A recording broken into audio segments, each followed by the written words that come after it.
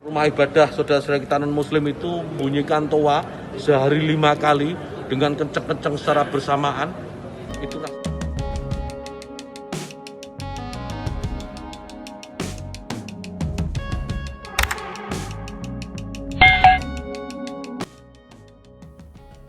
Menteri Agama Republik Indonesia tiba-tiba menjadi sorotan publik dan viral setelah pernyataannya yang kontroversial tentang larangan azan menggunakan pengeras suara.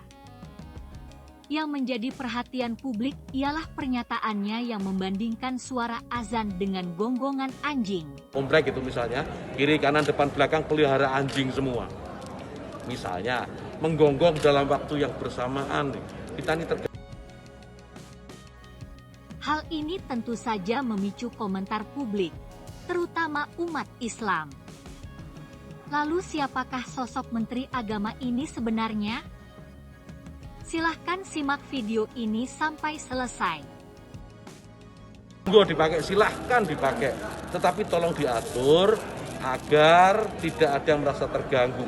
Agar niat menggunakan Yakut Kholil Qomas atau dikenal sebagai Gus Yakut, lahir 4 Januari 1975, adalah politikus Indonesia yang menjabat sebagai Menteri Agama di Kabinet Indonesia Maju sejak 23 Desember 2020. Sebelumnya, ia pernah menjadi anggota Dewan Perwakilan Rakyat dari Partai Kebangkitan Bangsa, PKB. Ia adalah putra dari Kiai Haji Muhammad Kholil Bisri, salah satu pendiri PKB, dan saudara dari Ketua Umum Pengurus Besar Nahdlatul Ulama, PBNU, Kiai Haji Yahya Kholil Stakuf.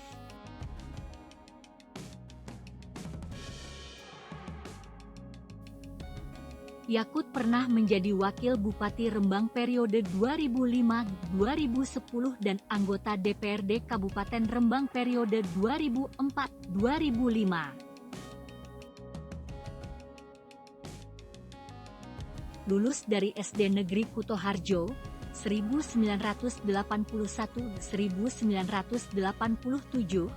Yakut melanjutkan pendidikannya ke SMP Negeri 2 Rembang, 1987-1990, dan SMA Negeri 2 Rembang, 1990-1993. Yakut hanya lulusan SMA, sebagaimana biodata yang ditulisnya untuk Komisi Pemilihan Umum, KPU, pada 2019. Ia sempat kuliah di Universitas Indonesia jurusan Sosiologi, tetapi tidak selesai. mereka yang mungkin tidak sama dengan keyakinan kita, berbeda keyakinan, kita harus tetap hargai. Itu aja intinya. Yakut lahir dari keluarga pendiri dan tokoh Nahdlatul Ulama, NU. Ayah dari Yakut, Kiai Haji Muhammad Kholil Bisri, adalah salah satu pendiri dari PKB. Yakut sudah aktif berorganisasi dan mendirikan Pergerakan Mahasiswa Islam Indonesia Cabang Depok 1996-1999. Sebagai kader PKB di Rembang, Yakut dipercaya menjadi Ketua Dewan Pimpinan Cabang PKB Kabupaten Rembang 2001-2014.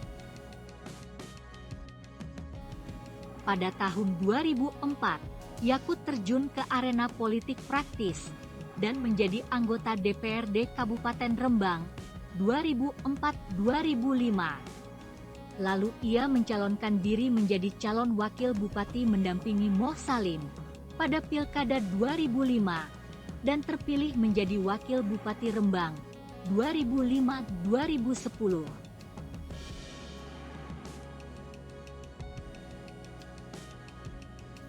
Pada tahun 2011, Yakut memimpin organisasi sayap kepemudaan dari NU yaitu YIPI Ansor. Ia adalah Ketua DPP YIPI Ansor pada 2011-2015. Pada tahun 2012, Yakut menjadi Wakil Ketua DPW PKB Jawa Tengah hingga 2017. Pada 2015, ia terpilih sebagai Ketua Umum YIPI Ansor.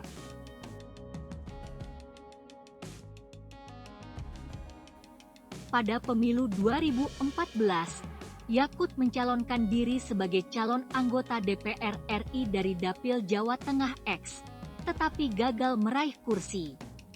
Setelah Hanif Dakiri dilantik menjadi Menteri Tenaga Kerja di Kabinet Kerja, Yakut dilantik menjadi anggota DPR RI periode 2014-2019 sebagai pergantian antar waktu, PAW. Ia kembali terpilih sebagai anggota DPR RI periode 2019-2024.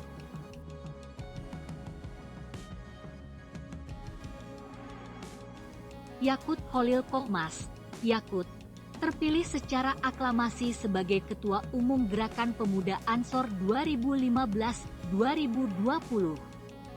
Pengesahan terpilihnya Yakut disampaikan oleh Nusron Wahid.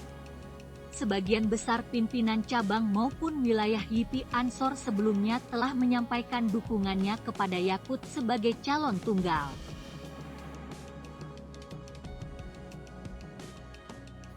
Selama pemilihan umum Gubernur DKI Jakarta 2017, Yakut mendukung Basuki Cahayapurnama dan menyebutnya sebagai Sunan Kalijodo.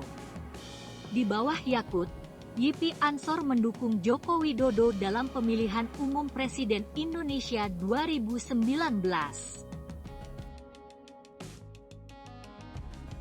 Pada September 2019, Yakut mengunjungi kota Vatikan dan bertemu dengan Paus Fransiskus sebagai perwakilan YIPI Ansor untuk mengungkapkan dukungan organisasi terhadap dokumen persaudaraan manusia.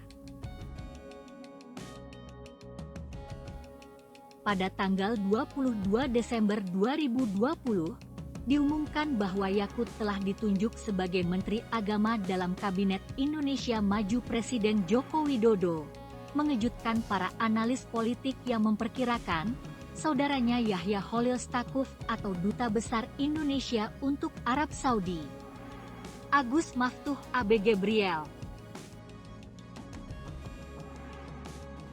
Setelah dilantik pada 23 Desember, ia membuat pernyataan berjanji untuk melindungi hak-hak komunitas Syiah dan Ahmadiyah di Indonesia yang menghadapi persekusi di Indonesia. Ia juga menjelaskan niatnya untuk mencegah penyebaran populisme Islam di Indonesia.